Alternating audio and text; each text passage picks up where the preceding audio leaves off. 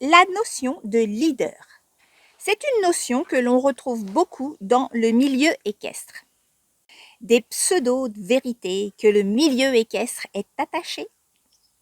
La science nous apprend énormément en matière de dominance, hiérarchie, leader et particulièrement la hiérarchie interespèce.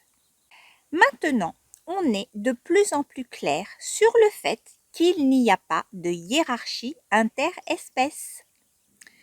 On dit que l'homme peut conditionner des réponses chez l'animal, mais que l'animal n'interprète pas l'homme comme faisant partie de sa hiérarchie ou partie de son espèce. Si le cheval interprétait l'homme comme faisant partie de son troupeau, je serais curieuse de savoir ce qu'il pense lorsque l'homme lui monte dessus. Donc c'est clair que le cheval ne va pas interpréter l'humain comme un cheval. Le cheval va juste trouver sa place dans la relation homme-cheval, sans parler de dominance ou de hiérarchie. La problématique est de nouveau lorsque le cheval pose des questions et que ce ne sont pas des questions que l'on veut, l'humain va prendre les choses personnellement et interpréter que le cheval remet en cause sa position hiérarchique.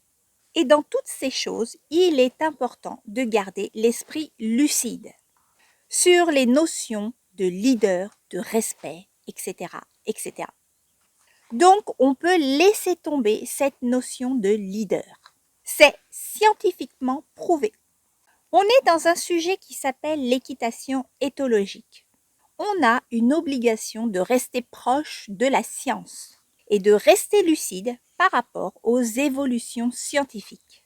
Et malheureusement, lorsqu'on entend beaucoup d'interprétations de beaucoup de comportements ou beaucoup de situations dans le milieu équestre, on voit bien que l'absence de science amène les croyances qui sont très dangereuses.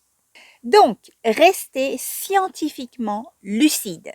Et si vous faites des interprétations correctes, vous aurez des comportements corrects également.